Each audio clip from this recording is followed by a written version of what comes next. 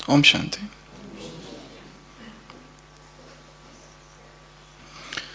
ओ स्नेह सागर, क्या तेरे स्नेह में नैनों को जैसे भिगोए हुए है। नैन सजल हो गई किसके प्यार में? नैन सजल हो गई, नैन भीग गए किसके प्यार में? और जिसके प्यार में हो गई वो अब आ रहा है। बच्चों के स्नेह के रिटर्न में बाप दादा क्या देते हैं?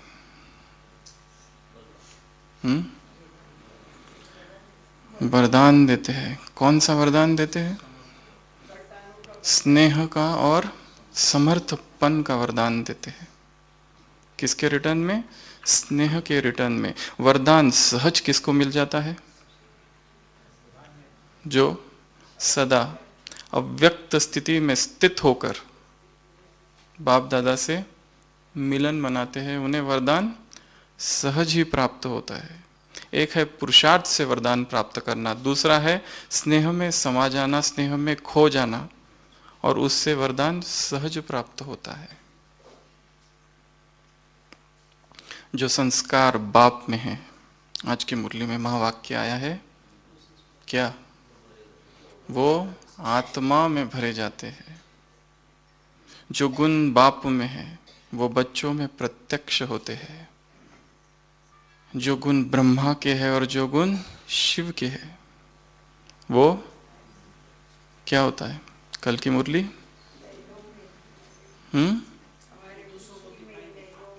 दूसरों को दिखाई दे, चाल चलन में दिखाई दे, सूरत मूरत में दिखाई दे। जो बाप समान बनने का संकल्प है वो चलन चेहरे से दिखाई दे। तो बाप है स्नेह का सागर। मैं स्नेह का सागर हूं और तुमको भी स्नेह का सागर बनाने आया हूं।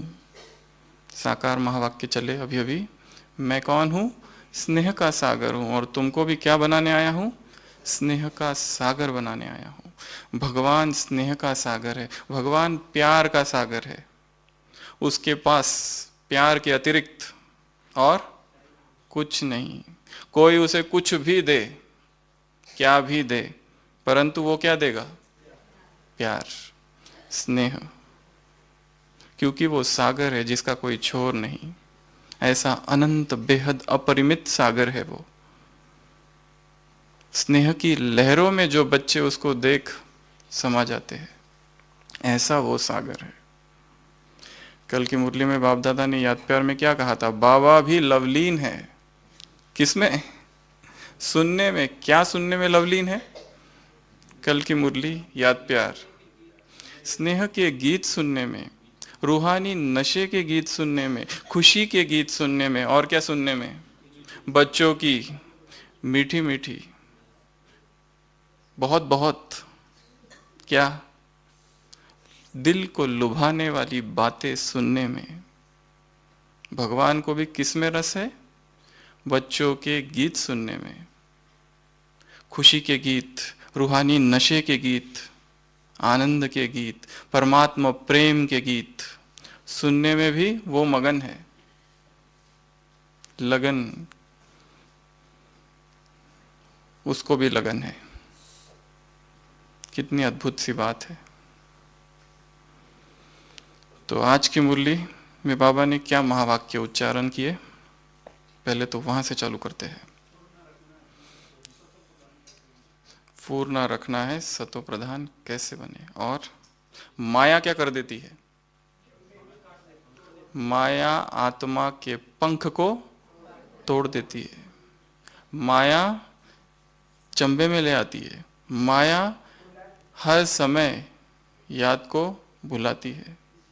माया और क्या करती है? चार्ट रखने नहीं देती। सोचो कोई पंछी जिसके पंख टूट गए हो, कैसी हालत होती है उसकी? रोता है, बिलखता है, तड़पता है। तो माया ने आत्मा के पंख को काट दिया है। तोड़ दिया है। तो आत्मा की स्थिति कैसी हो गई है? दयनीय स्थिति हो गई है। और क्या कहा आज? बाबा कौन है? खुशियों का सागर है। क्या देने आया है? अखुट खुशियां। अखुट खुशियों के खजाने देने आया हुआ है। तो क्या कोई भी परिस्थिति में क्या होगा? खुशी गायब नहीं हो सकती। और क्या होगा? कोई भी परिस्थिति में खुशी गायब नहीं हो सकती। और दूसरी बात, फिक्र नहीं हो सकती। और क्या हो जाएगा? परिवार का क्या होगा? प्रॉपर्टी का क्या होगा? परिवर्तन तो होना ही है। ब्राह्मणों के साथ जो भी होगा वो कैसा होगा? अच्छा ही होगा। बुरा कभी हो नहीं सकता, क्योंकि ये युग कौन सा है? कल्याणकारी युग है। बाप कौन है? कल्याणकारी है। बच्चे कैसे हैं? विश्व कल्याणकारी। समय कौन सा चल रहा है? ड्रामा कैसा है? कल्याणकारी। अकल्याण के पर्दे के पीछे कल्याण छिपा हुआ है। नुकसान के पर्दे के पीछे फायदा छिपा हुआ है। हमें उसे देखना है, उसे समझना है। और ये संसार का खेल कैसा है? ये संसार कैसा है? एक अलौकिक खेल है, एक लीला धाम है। यहाँ हम किस लिए आए हैं? लीलाएं करने आए हैं। अवतार किस लिए आते हैं संसार में? लीला करने आते हैं ना। तो हम सब कौन है? तुम एक एक अवतार हो। हम यहाँ लीलाएं करने आ रहे हैं, युग को परिवर्तन करने आए हैं। संसार की काल की गति, काल चक्र को बदलने आए हैं। इतना ऊंचा हमारा कार्य है। कल की मुरली में था ना, तुम सब कौन हो? जड़े हो, फाउंडेशन हो। तुम्हारी लहर विश्व में फैलती है। जो तुम सोचोगे वो विश्व में होगा। तो इस संसार के आधार तुम हो। सब कुछ तुम पर निर्भर है। संसार की गति, संसार की दिशा और दशा तुम निर्धारण करते हो उसका। ऐसी तुम उच्च आत्माएं हो, महान आत्माएं हो।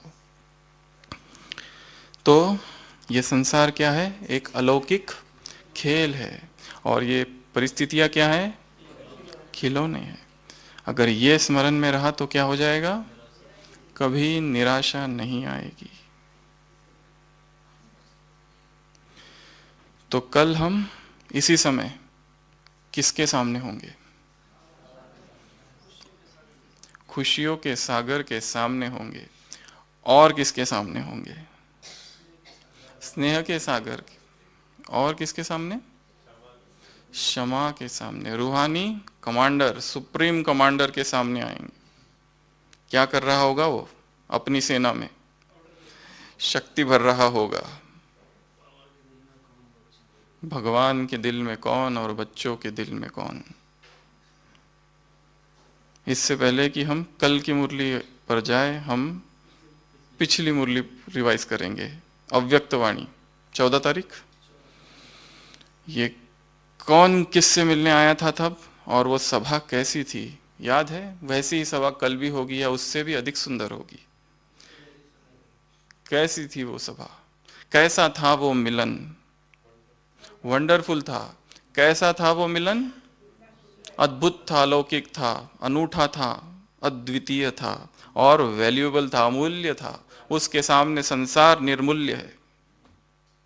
उसका कोई महत्व नहीं है। संसार के जो भी क्रियाकलाप सब गौण है, क्योंकि ये मिलन कितना ऊंच है और न्यारा था और प्यारा था। और दृश्य कैसा था? विचित्र था। और बाप दादा क्या देख रहे थे उस दृश्य में? श्रृंगार देख रहे थे।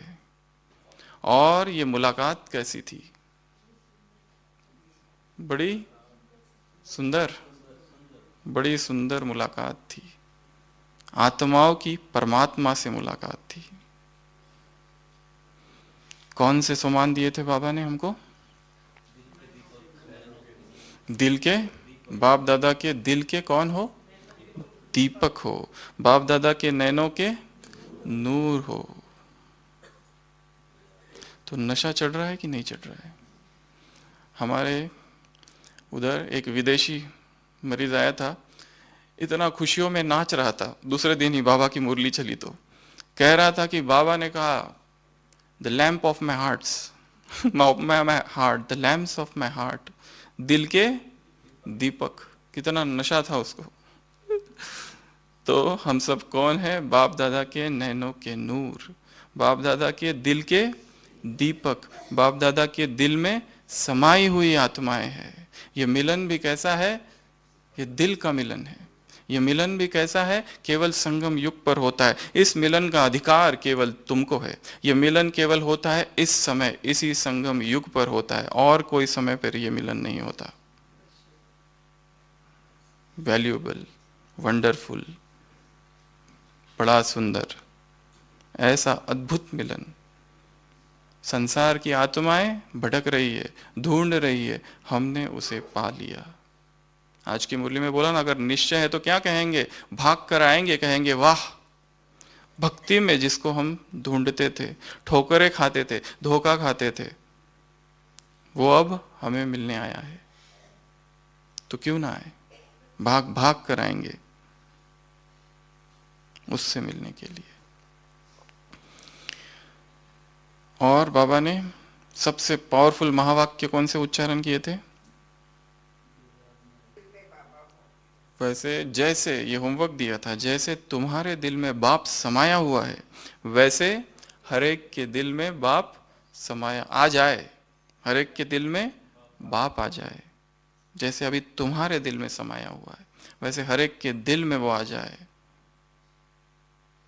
जो आज तुम गीत गाते हो बाप के, जैसे अभी गीत सुना ना, ओ स्नेह सागर, ये गीत आज ब्राह्मणों का है, एक दिन समूचे विश्व का होगा। हमारे जो भी गीत है वो आज हमारे हैं केवल, पर एक समय आएगा जो सबका होगा। वो सारे गीत सबके होंगे।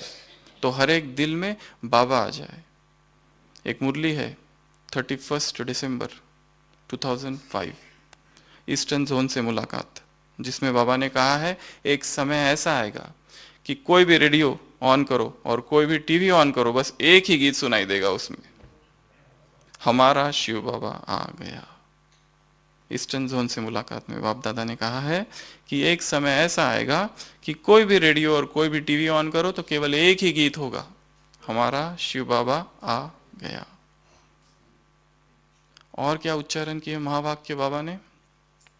दो आवाजें सुनाई दे रही थी बाबा को उस हॉल में, दो आवाजें गूंज रही थी। कौन सी आवाजें थी वो? वाह बच्चे वाह, और वाह बाबा वाह। ये दो आवाजें गुंजायमान थी उस हॉल में। और हाँ, वो तो जो मेजोरिटी की आवाज, जो दूर बैठे उनकी आवाज, पर ये दो आवाजें जैसे उस सभा में गूंज रही थी। और क्या कहा था बाबा ने? जहां बाप है वहां, जहां बाप है वहां कोई भी बात आ नहीं सकती। जहां स्वयं भगवान उपस्थित है, संसार की कोई भी बात, संसार का कोई भी विघ्न, संसार की कोई भी समस्या आ नहीं सकती। जहां स्वयं सर्वशक्तिवान है। हाँ, वो एक दूसरा महावाक्य था। जहां बाप है वहां कोई भी बात आ नहीं सकती। आप अगर खुश नहीं रहोगे तो कौन रहेगा? खुशी क्या है? खुराक। वो खुराक मिले ना मिले, सबसे अच्छी से अच्छी खुराक ये है। ये खुराक भी है तो ये दवाई भी है। जो खुश है तो बीमार नहीं, जो खुश है वो बीमार नहीं। जो वरदानों से पल रहे हैं वो बीमार नहीं। हरदम बाबा यहां नहीं आ रह सकता, इसके लिए किससे चला रहा है? वरदानों से चला रहा है। भगवान हो नहीं सकता हर समय यहाँ, गीत है एक। इसके लिए वरदानों से चला रहा है। ये खुशी बीमारी को आने नहीं देगी। दो काम है उसके, ट्रीटमेंट भी है तो प्रिवेंशन भी है। खुशी जैसी कोई दवाई नहीं, कोई खुराक नहीं, और जहाँ खुशी है वहां पर कोई भी बीमारी आ नहीं सकती। और खुश कौन रहेंगे? हम खुश नहीं रहेंगे कि तो क्या संसार वाले खुश रहेंगे? कल की मुरली सुनी ना, हद की इच्छाओं में फंसे हैं, हद की इच्छाओं से उन्हें बचाओ। क्या कहा बाबा ने? हद की इच्छाओं से बचाओ, छुड़ाओ नहीं, बचाओ। हद की इच्छाओं से दुखी है, परेशान है, बेचारे है, अशांत है।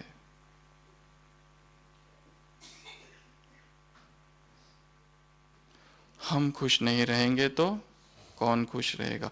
अब खुश नहीं रहेंगे तो कब खुश रहेंगे? तो जो महावाक्य है इसको पक्का कर लो। ये दो महावाक्य बाबा ने जो उच्चारण किए थे, कहां से चालू करेंगे शैलेंद्र भाई?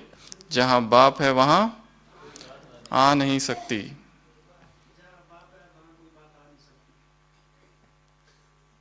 प्रभाकर भाई चालू करो, जोर से और बुलंद आवाज में। कोई भी बात आ नहीं सकती।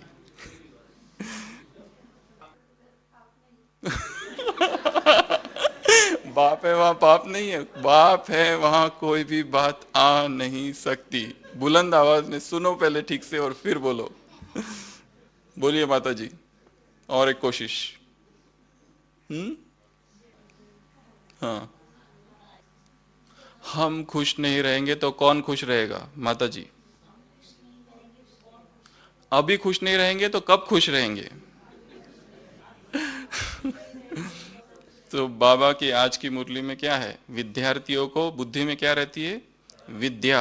स्टूडेंट को बुद्धि में क्या रहती है? पढ़ाई। तो बुद्धि में अच्छे अच्छे पॉइंट्स, मुरली का लास्ट पैराग्राफ, विद्या धारण करने हैं, अच्छे अच्छे पॉइंट्स धारण करने हैं। एक एक महावाक्यों की कीमत कितनी है?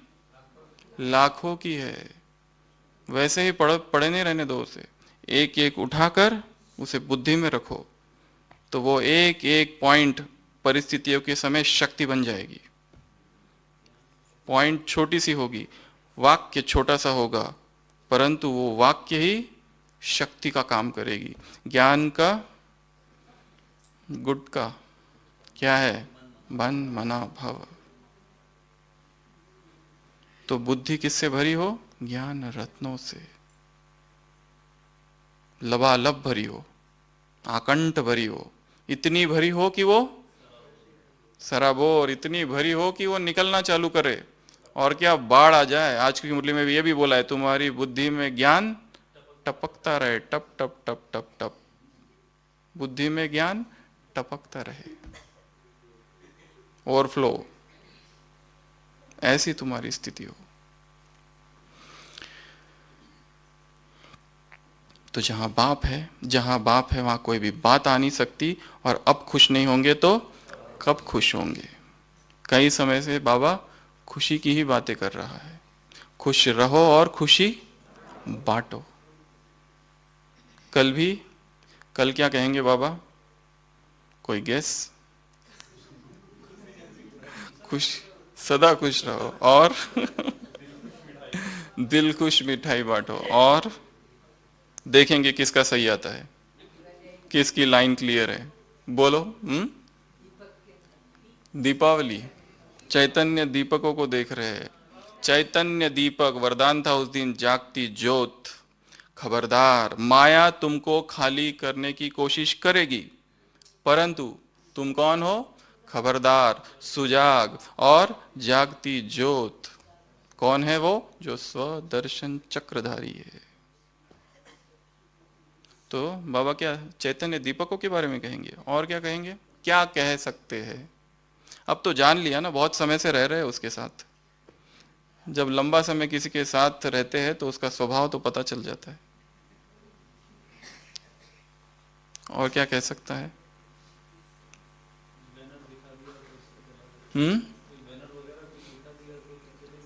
उस पर चलेगी।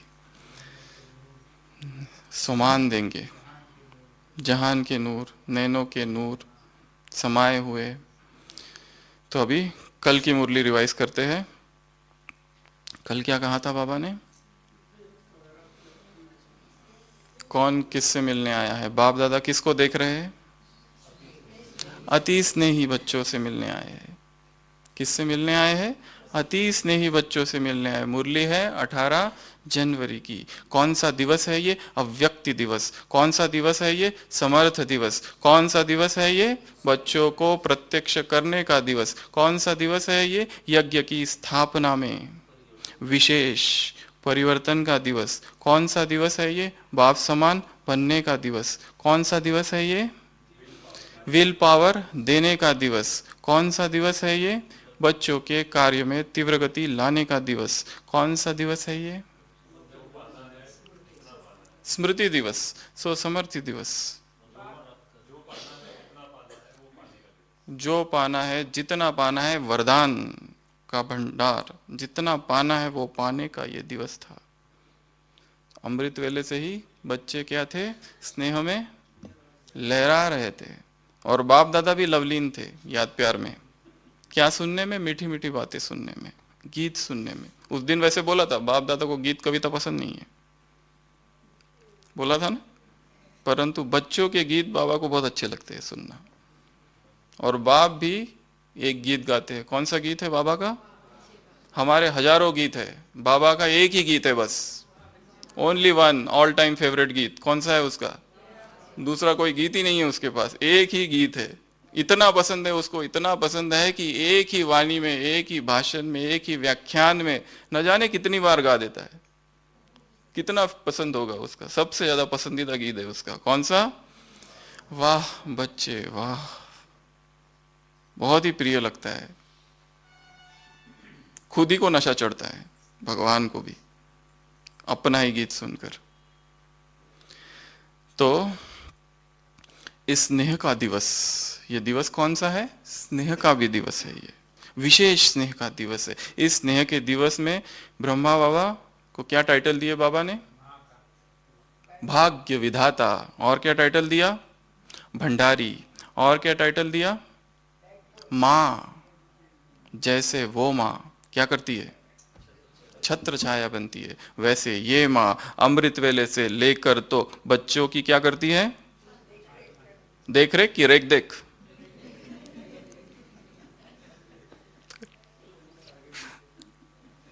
शक्ति, उमंग, उत्साह और हिम्मत से पालना करती है। उमंग, उत्साह, हिम्मत और शक्ति से पालना करती है। जो अव्यक्त स्थिति में स्थित रहकर बाप से मिलन मनाते हैं उनको वरदान सहज प्राप्त हो जाते हैं। सहज, जैसे कि कोई गिफ्ट, गिफ्ट मांगी नहीं जाती है, स्वतः ही प्राप्त हो जाती है। मेहनत नहीं है। पहले तुम्हारा स्नेह कैसा था? बिखरा हुआ था, कहीं कुछ कहीं कुछ, कहीं थोड़ा इधर कहीं थोड़ा उधर। अब कैसा है? सर्व एक से। सच्चा स्नेह जो है वहां पर वरदान प्राप्त होता है। विशुद्ध स्नेह जहां है, जिस स्नेह में कोई मलिनता नहीं है, जिस स्नेह में कोई दोष नहीं है, जिस स्नेह में कोई स्वार्थ नहीं है, कोई कामनाएं नहीं है, कोई वासनाएं नहीं है, ऐसा विशुद्ध जहां स्नेह है वो भगवान को प्रिय है। जो हृदय शुद्ध है वो उसे अति प्रिय है, बहुत प्रिय है। राम को वन में पूछते हैं, राम ऋषियों को पूछता है कि हे ऋषियों मैं कहाँ रहूं 14 साल। ऋषि कहते हैं राम जाओ उस हृदय में रहो जो शुद्ध है, वही तुम्हारा स्थान है रहने का, और तुम कहाँ रहोगे। तो भगवान को कौन प्रिय है? शुद्ध, जहां दिल का स्नेह है, जहां अविनाशी स्नेह है। प्रीत, मीत, गीत और रीत, ये विधि है अशरीरी बनने की। ऐसा मीत तुमको कहीं मिलेगा जो शमशान के भी आगे चलता है, जो सच्चा मीत है। ऐसे मीत से किनारा नहीं करो। वो दुख हरता सुख करता नहीं हो सकते, वो तो केवल सहयोग देंगे। पर ये मीत कैसा है? दुख हरने वाला है। हरि कहा जाता है उसे भक्ति में, हर लेता है वो दुखों को, दर्द को और पीड़ा को। हरि का एक अर्थ होता है लुटेरा, लूट लेता है वो आत्मा के दुखों को। तो परमात्मा प्रीत, परमात्मा प्रीत, ऐसी प्रीत और ऐसा मीत, उसमें खो जाना, उसकी यादों में खो जाना, यही विधि है अशरीरी बनने की। तो हम कहाँ थे? जो दिल का स्नेह है वो उसे आकर्षित करता है, वो उसको खींचता है। दिखाया है विभीषण राम की शरण में आता है। सब लोग कहते हैं कि इसको मत लेना, क्यों? क्योंकि ये रावण की कोई चाल हो सकती है। परंतु श्री राम क्या कहते हैं उसमें? कि ये शुद्ध हृदय से मेरे पास आया है। निर्मल मन जन सो मोहि पावा, मोहि कपट छल छिद्र न भावा। निर्मल मन जिसका है सो मोहि पावा, वो मुझे प्राप्त होता है, मुझे उपलब्ध होता है। मोहि कपट, जिसके हृदय में कपट है, छल है, षड्यंत्र है, वो उसे प्रिय नहीं। मोहि कपट छल जहां पर है, छिद्र, छिद्रान्वेषण करना, दूसरों को दोष देखना। लास्ट संडे की मुरली मधुबन निवासियों से मुलाकात, सेकंड पैराग्राफ। एक निजी गुण बना लो, कौन सा? किसी के अवगुण को, कमजोरी को, व्यर्थ की बातों को ना देखेंगे और ना ही धारण करेंगे। वर्णन, धारण भी नहीं करेंगे और वर्णन भी नहीं करेंगे। शुभ भावना रखेंगे, आगे बढ़ाने की भावना रखेंगे, परिवर्तन की भावना रखेंगे। तो बाबा को ये पसंद है। निर्मल मन जन सो मोहि पावा, मोहि कपट छल छिद्र न भावा, मुझे प्रिय ही नहीं है। तो दिल का स्नेह जहां है वहां भगवान से कुछ मांगने की आवश्यकता ही नहीं है, सब कुछ वो वैसे ही दे देगा। सारे वरदान, जो वरदान चाहते हो, क्या वाक्य था कल में? जो वरदान तुम चाहते हो वो स्वतः ही मिल जाएगा। जिस कमजोरी से तुम छूटना चाहते हो वो कमजोरी से स्वतः ही छूट जाओगे, अगर परमात्मा प्रेम का स्तर, लेवल इतना बढ़ जाए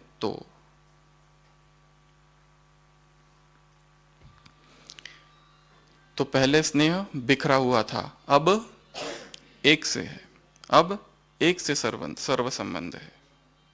इस संसार के जो भी स्नेह है वो कैसे है? स्वार्थ है, उसमें दुखदाई है। संसार के जो संबंध है वो कैसे है? सुर नर मुनि सब की यह रीति, स्वार्थ हित सब करही प्रीति। संसार के जितने हैं वो स्वार्थ के लिए प्रेम करने वाले। परमात्मा प्रेम ऐसा ही है जो निस्वार्थ है, उसका प्रेम कभी कम नहीं होता है, वो उतना ही है हमेशा ही। उसके बाद में क्या कहा फिर? स्नेह का रिटर्न। क्या देना है स्नेह का रिटर्न? बाप समान बनना, स्नेह को स्वरूप में लाना, ऐसा स्वरूप में लाना कि दूसरी आत्माओं को भी क्या अनुभव हो? इनको बनाने वाला कौन, कैसे बने, कब बने, किसने बनाया, खुद ही सोच में पड़ जाए। नयन में क्या साधारणता नहीं, अलौकिकता। उनके नयन, उनकी वृत्ति, उनकी दृष्टि, उनके बोल और उनके वाइब्रेशंस न्यारे हैं। जैसे मधुबन का उदाहरण दिया, जैसे यहां मधुबन में क्या है? ब्रह्मा बाबा के त्याग, तपस्या और कर्म के वाइब्रेशंस समाये हुए हैं, इसके लिए यहाँ न्यारापन है। विशेष आत्माओं के वायुमंडल है यहाँ पर, तपस्या का वायुमंडल है, इसके लिए अलौकिक है। तो जैसे यहाँ वैसे कर्म क्षेत्र में भी, या जहां पर भी हो वहां क्या अनुभव हो दूसरी आत्माओं को? इनके बोल, दृष्टि, वृत्ति से न्यारापन, अलौकिकपन, साधारण नहीं, ऐसा अनुभव। तो ये कब होगा? बाबा ने तो मुरली कहां से चालू की? स्नेह से। स्नेह से क्या क्या होगा? और फिर स्नेह का रिटर्न, स्नेह का स्वरूप साकार में जब हम में दिखाई दे तो दूसरी आत्माओं को क्या अनुभव हो, इसके ऊपर आ गए। और मुख्य जो बात कल की मुरली में थी, वर्तमान वायुमंडल के अनुसार क्या होना चाहिए? अब बेहद की वैराग्य वृत्ति, साधना का वायुमंडल, तपस्या का वायुमंडल, वैराग वृत्ति का वायुमंडल। ऐसी तपस्या हो कि अव्यक्त हो जाए वायुमंडल, शक्तिशाली वायुमंडल हो जाए। उसके लिए हमारी स्थिति भी वैसी शक्तिशाली चाहिए। अगर हम व्यर्थ में है, यहाँ वहाँ की बातों में है, किसने क्या किया, कौन क्या कर रहा है, इसमें अगर लगे हुए तो हमारी स्थिति अव्यक्त कैसे बनेगी? अव्यक्त स्थिति, पावरफुल स्थिति। बाबा ने कहा पावरफुल तपस्या से, ब्रह्मा बाबा का उदाहरण दिया ना। बच्चे लगाओ नहीं, वैभव लगाओ नहीं, साधन थे परंतु दूसरों को दिए, स्वयं उसके प्रयोग से दूर रहे, अनासक्त वृत्ति। तो जब तक वैराग्य नहीं, वैराग की चर्चा बहुत कम है, ज्यादा चर्चा सेवाओं की है। वैराग, जहां राग नहीं, जहां जहां राग है वहां पर दुख है, जहां जहां राग है आसक्ति है, बेचैनी है, पीड़ा है, वेदना है, पश्चाताप है, बाप से दूर जाना है, व्यक्ति में, वस्तु में, संसार की बातों में, बीती बातों में, जहां जहां राग राग राग है वहां पर दुख है। जहां वैराग, वैराग शब्द ही आनंद उत्पन्न करता है हृदय में। वैराग शब्द का उच्चारण करते ही क्या हो जाता है सुशील भाई? दुनिया भूल जाती है। वैराग, वीतराग। बाबा ने कल कहा बेहद की वैराग्य वृत्ति को फैलाओ वायुमंडल में, वायुमंडल को शक्तिशाली बनाओ। आवश्यकता अनुसार बाप दादा ने साधन सबको दिए हैं, चाहे सेवा केंद्र, चाहे घर गृहस्थी, कौन से, रहने का, खाने का, पीने का। अगर किसी के पास नहीं है तो अपने ही कारण से नहीं है, अपने ही अलबलेपन, अपने ही आलस के वजह से नहीं है, पर बाबा ने तो सबको दिए। परंतु बाबा ने कल क्या देखा कि साधन ज्यादा और साधना कम, साधना कम हो गई है। जो आए वो देखे और क्या कहे कि ये साधनों के वश नहीं है, साधना में है, ये प्रत्यक्षता चाहिए बाप दादा को। साधनों के अधीन नहीं। बेहद का वैराग केवल साधनों के लिए भी नहीं है, वैराग तो बहुत सारी चीजों से करना है, साधन तो एकमात्र एक उसका छोटा सा भाग है। वैराग किस किस से? देह से, देह भान से, देह के संस्कारों से, देह की इच्छाओं से, देह की प्राप्तियों से, देह की वासनाओं से, देह संसार से, दुनिया से, वो एक वैराग। देह से वैराग, दुनिया से वैराग, इच्छाओं से, व्यर्थ से, निगेटिव से, वाणी, बोल से भी वैराग। बोल में कुछ दिन पहले था ना, जब चाहो तब वाणी से परे और जब चाहो तब वाई वाई वैसे ही वाणी से परे जाना भी सहज हो जाए। रूहानी ड्रिल, आत्मा को जब चाहो, जैसे चाहो, जितना समय चाहो, जैसे चाहो टिका सको, स्थित कर सको, ये है रूहानी ड्रिल, इसका अभ्यास करना है। तो वैराग, वैराग की परिभाषा क्या दी बाबा ने? सब कुछ होते हुए भी दूर रहना है, दूर रहना ऋषि का स्वभाव ही है। ऐसा नहीं कि कुछ है ही नहीं और कह रहे हम तो है ही वैरागी, ये कोई बात ही नहीं है। वैरागी वो है कि जिसके पास सब कुछ है परंतु उनसे उससे अनासक्त है, सब कुछ है परंतु अलिप्त है। जैसे आज की मुरली में वाक्य आया है कि आत्मा निर्लेप नहीं है। वो लोग मानते आत्मा निर्लेप है परंतु आत्मा में लेप छेप लगता है, परंतु मैं आत्मा निर्लेप हूं ये स्वमान है। इस संसार की कोई भी बात मुझे स्पर्श नहीं कर सकती, कोई भी परिस्थिति, विघ्न, समस्याएं, कुछ नहीं। मैं आत्मा निर्लेप हूं, ये एक समान भी हो सकता है। तो सब कुछ होते हुए भी दूर रहना, यह है वैराग। अब प्रश्न है वैराग कैसे उत्पन्न करें? क्या विधि है वैराग को उत्पन्न करने की? अब घर जाना है, यह विधि है। पिछले संडे की मुरली शिव बाबा ने क्या कहा था कि अशरीरी आत्मा को अशरीरी बनने में मेहनत क्यों? तो ब्रह्मा ने, बाबा ने बीच में हस्तक्षेप किया था कि 84 चोले बदले हैं इसके लिए, परंतु शिव बाबा ने उसको रिजेक्ट कर दिया। क्या कहा? समय कौन सा है? माना कि 84 चोले बदले हैं परंतु समय कौन सा है? समय है घर जाने का। तो तुम्हारी ड्रेस कैसी होनी चाहिए? लूज। टाइट ड्रेस होगी तो उसको एवर रेडी नहीं कहेंगे, लूज ड्रेस अर्थात एवर रेडी, लूज ड्रेस अर्थात बंधन मुक्त, लूज ड्रेस अर्थात योग युक्त। तुम्हारी ड्रेस ऐसी चाहिए। तो सबसे पहली स्मृति है वैराग लाने के लिए, आज की मुरली में भी है। अब तुम्हारा घर जाने का समय है। अकेले आए, अकेले जाना है। अकेले ही आई थी आत्मा और अकेले ही उसको जाना है। इस संसार में आत्मा का, आत्मा के अतिरिक्त और कोई नहीं है जो उसको भास रहा है, भ्रम हो रहा है, ये मेरा, ये मेरा, ये मेरा, ये मेरा, ये मेरा, कोई किसी का नहीं है। भ्रम है, भ्रमित है आत्मा, माया ने बरगलाया है उसको। उसको समझ नहीं आ रहा है कौन मेरा है, इसके लिए भटक रही है, ठोकरें खा रही है। अकेले आए थे और अकेले ही जाना है। रविंद्रनाथ टैगोर का गीत है बंगाली में, एकला चालो रे, एकलो चालो रे। अच्छा गीत है ना। If they answer not to thy call walk alone. अगर वो तुम पुकारो और वो ना आए, वॉक अलोन। अकेले ही चलना है इस जीवन में, इस मार्ग में, इस अध्यात्म के पथ पर। कोई साथ में नहीं है इसमें, ये मार्ग अकेले का ही है। तो ये भाव भाव कि हमको अब जाना है, वैराग उत्पन्न करेगा। एक दूसरा, वैराग कैसे उत्पन्न करे, वैराग उत्पन्न करने की विधि क्या है?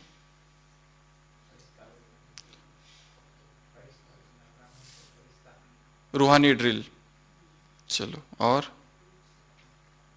बहुत सारा है। जिन्होंने बहुत दुख दिया है संसार के दुखों का थोड़ा चिंतन अगर किए तो भी वैराग आ जाता है। संसार दुखों से भरपूर है। हर संसार के जो लोग हैं वो दुखों में है। जन्म में दुख, मृत्यु में दुख, जरा में दुख, व्याधि में दुख, हर चीज में दुख ही दुख है।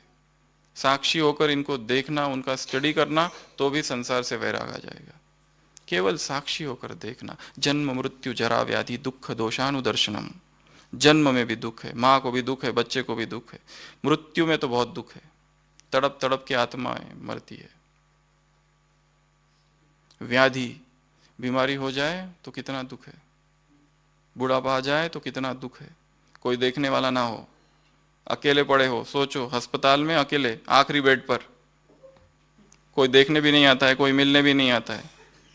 हॉस्पिटल में ऐसे कई पेशेंट्स आते हैं जिनके बच्चे छोड़ कर जाते हैं, बाद में देखने नहीं आते। छोड़ दिया बस और चले गए।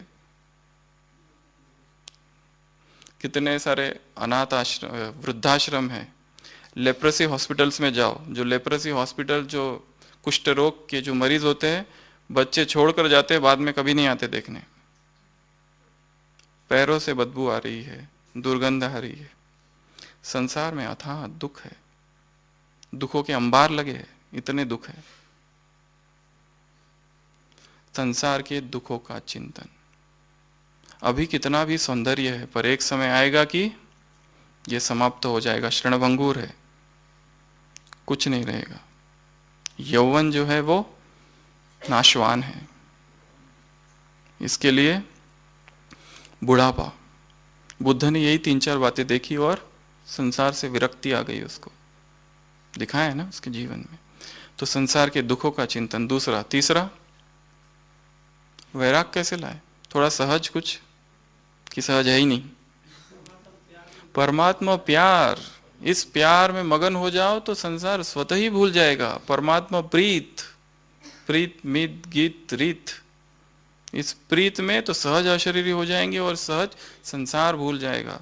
परमात्मा प्रेम इतना भर दो, इतना भर दो, इतना भर दो, जब बड़ा लड्डू मिल जाता है तो छोटा लड्डू छोड़ना नहीं पड़ता है। छोटे बच्चे को दो, एक बड़ा लड्डू एक छोटा लड्डू। वो अगर बड़ा लड्डू ले लेता है तो क्या ऐसा कहा जाता है कि उसने छोटे लड्डू का त्याग किया? त्याग किया ही नहीं, उसको बड़ा मिल गया है। जब भगवान मिल जाता है तो उसके सामने संसार गौन है। संसार तो छोटा लड्डू है, बड़ा लड्डू मिल गया ना, अभी और क्या चाहिए? बाप मिल गया, उसके साथ सब कुछ मिल गया, उसमें सब कुछ आ गया। आज की मुरली में भी एक जगह है कि हमको बाबा पूछते, पहले कभी मिले थे? हाँ, कल्प पहले मिले थे। कब मिले थे? क्या पाया था? विश्व की बादशाही पाई तो उसमें सब कुछ आ जाता है।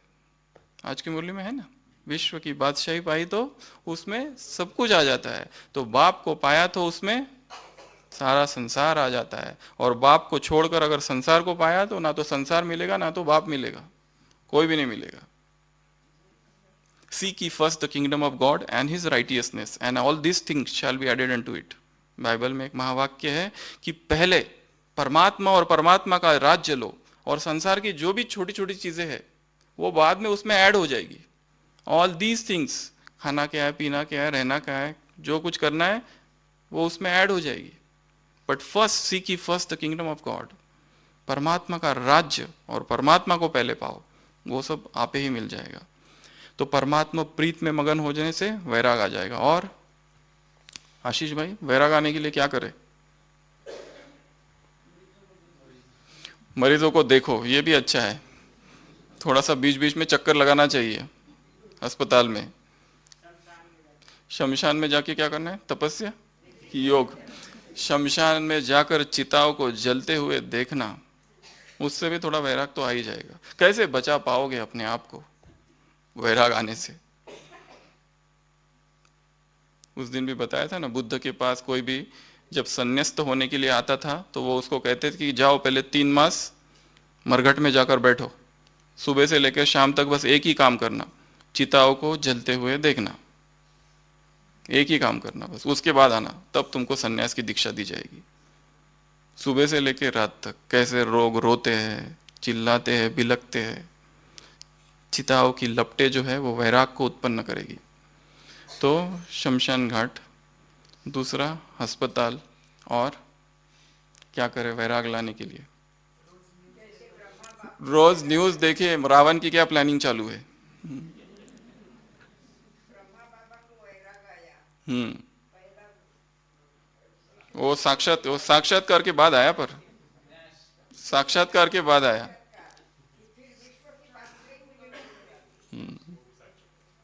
वो हो गया। वैसे आज की मुरली में बाबा ने बोला अगर बाबा कुछ नहीं बताएंगे, साक्षात्कार नहीं कराएंगे क्या होने वाला, नहीं तो वो आर्टिफिशियल हो जाएगा।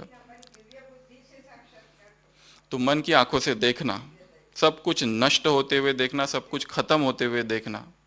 वह तो बाप तो आया ही उसी कार्य के लिए ना। सबका क्रियाक्रम करा के जाता है पर उसका नहीं होता है। उस दिन बोला ना, बाप तो आया ही है, मैं तुम सबके शरीरों को जलाकर तुम्हारी आत्माओं को ले जाने आया हूं। तुमने बुलाया था ना मुझे, हे पतित पावन आओ, दुख हरो, तुमने ही बुलाया था। तब याद था तुमको किसको बुला रहे हो?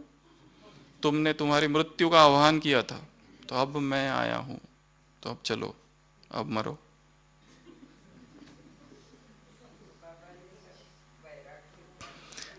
तो मन से देखना सब कुछ नष्ट होते हुए, ये भी वैराग लाने की विधि है। और कोई विधि?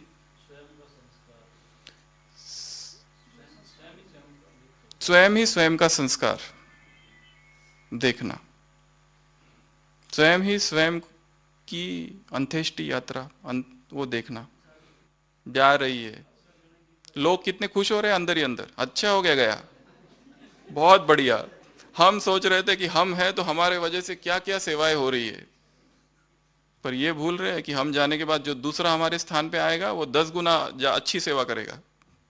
ये हमारा भ्रम है कि हम सोच रहे हैं कि बहुत ही अच्छे हम सेवा कर रहे हैं। लोग सोच रहे अच्छा हुआ गया, बहुत बढ़िया हुआ, रुके हुए हैं वहां, अभी पूरा हुआ भी नहीं, पर वो एक दूसरे से कानाफूसी कर रहे, चलो घर अभी, चलो मधुबन चलो अभी, आज तो क्या होगा, हलवा। तो देखना, सुनना, और क्या करेंगे वैराग लाने के लिए? क्या करेंगे? मेंटल हॉस्पिटल में जाना है, अच्छा, वो भी अच्छा है। उनकी अवस्था देखना कैसे परेशान है, बहुत अच्छी बात है। पागल खाने में जाकर स्टडी करना, उनको साक्षी होकर देखना, तो भी थोड़ा वैराग आएगा। और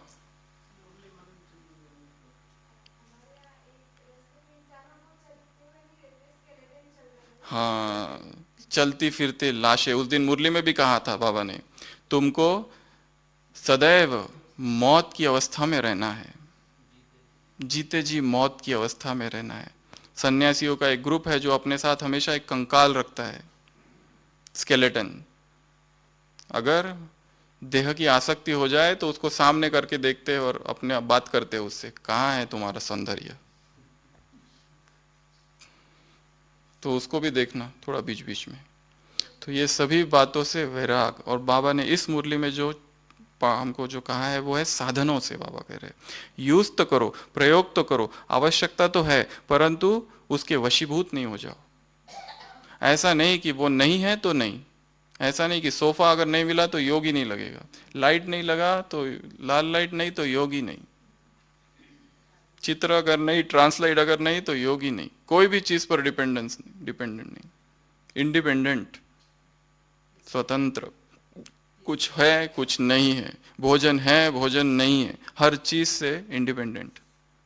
बाबा ने कभी कहा है जो सच्चे योगी बच्चे होंगे 2-4 दिन भी भूखे रहे तो मस्ती में रहेंगे, कोई फर्क नहीं पड़ेगा उनको, मर नहीं जाओगे।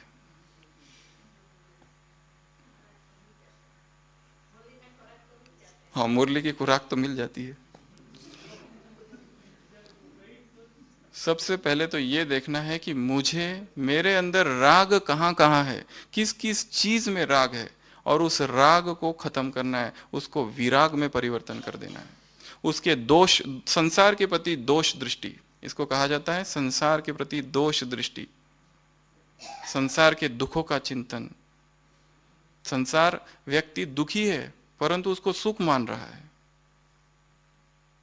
जैसे सुबह कहा था ना, वो जो कुत्ता होता है सूखी हड्डी को पकड़ता है और चबाता है उसको, इतना चबाता है इतना चबाता है इतना चबाता है, और बड़ा आनंद आता है उसको। उस हड्डी में कुछ भी नहीं है, वो हड्डी चबाते चबाते उसके ही मुंह से खून आता है और वो खुद का ही खून पीता है, और उसको लगता है वो खून, वो स्वाद उस हड्डी का है, वो हड्डी का स्वाद है ही नहीं। और वो झगड़ता भी अगर दूसरे कुत्ते आ जाए उस हड्डी को लेने, तो कुछ भी करने को तैयार है वो, पर उस हड्डी को नहीं छोड़ेगा। ये विषय जो है, ये वासनाएं जो है, विषय वस्तु जो है, वो भी उस हड्डी की तरह ही है। व्यक्ति को लगता है कि उससे सुख प्राप्त हो रहा है, पर सुख उसमें है ही नहीं। जैसे एक घोड़ा होता है, वो घोड़ा जाता है और वो झाड़ियाँ होती है, बहुत कांटे होते हैं, वो पत्तों को खाता है, यहाँ से खून आ रहा है, उसको लगता है वो पत्तों का स्वाद है, जो उसके खून का ही खून का स्वाद होता है। वो भी भ्रांति में है। वैसे मनुष्य की भी गति वैसी ही है, वो ढूंढ रहा है, उसको लग रहा है ये सुख है, परंतु वो सुख है ही नहीं, वो तो मुखौटा है बस, स्क्रीन सेवर। अंदर से तो दुख ही समाया हुआ है उसमें भी।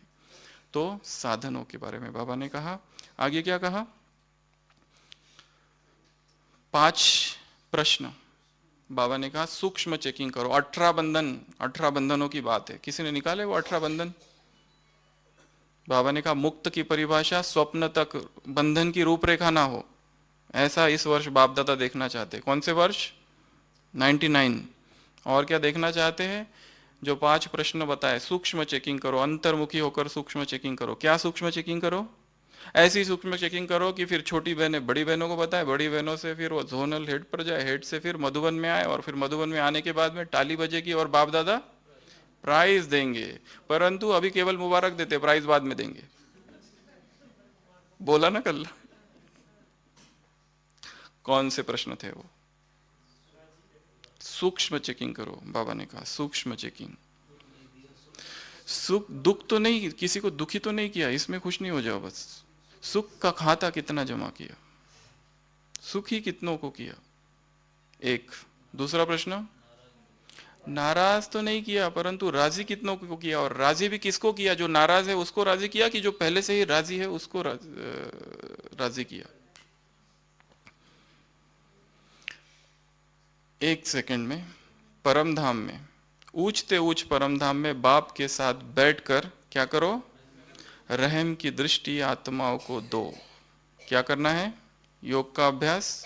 आत्मा इस तन से ऊपर चली जाए, तत्व तत्व में विलीन हो जाए, तत्व रहे ही ना, शरीर खत्म, और आत्मा बाप के साथ बैठकर आत्माओं को रहम की दृष्टि दे।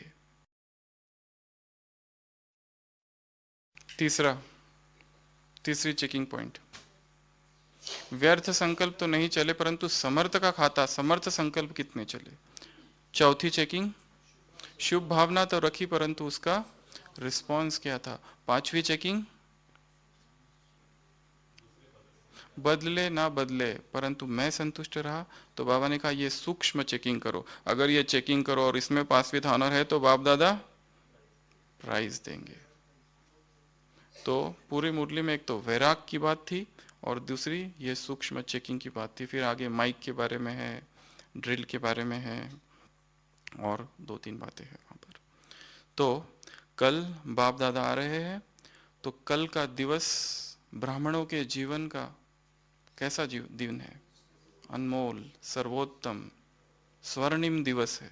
ऐसा दिवस कि जिसमें हमारा मिलन परमात्मा से हो रहा है।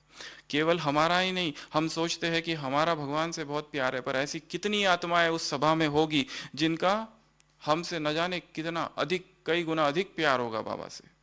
वो दिखाया है ना, अर्जुन को एक बार अहंकार हो जाता है कि मेरा भगवान से सबसे ज्यादा प्यार है, मैं, मेरे जैसा कोई भक्त है ही नहीं कृष्ण का। वो जाता है तो देखता है एक ब्राह्मण तलवार है उसके पास और सूखी घास खा रहा है। उसको बड़ा आश्चर्य होता है कि ये ब्राह्मण है, सूखी घास खा रहा है, अहिंसक है, परंतु तलवार किस लिए रखा है। वो उसको पूछता है कि हे ब्राह्मण, तुमने ये तलवार किस लिए रखी है, तुम्हारे ऐसा लगता है तुमको देखकर कि तुम तो बड़े अहिंसक हो। वो कहता है मेरा ऐसी कुछ चार ऐसे मेरे महान शत्रु है जिनको अगर वो मुझे मिल जाए तो मैं इनको बिल्कुल छोड़ूंगा नहीं। तो अर्जुन को आश्चर्य होता है, बोलते कौन से तुम्हारे ऐसे महान शत्रु है। सबसे पहले तो नारद, दिन रात कीर्तन करते रहता है और मेरे प्रभु को बिल्कुल सोने नहीं देता है, ये मेरा सबसे बड़ा शत्रु है, अगर ये मुझे मिल जाए तो मैं इसको देख लूंगा क्या करना है इसका। क्योंकि अर्जुन को अहंकार रहता है कि मेरे से ज्यादा भगवान को कोई प्यार नहीं करता।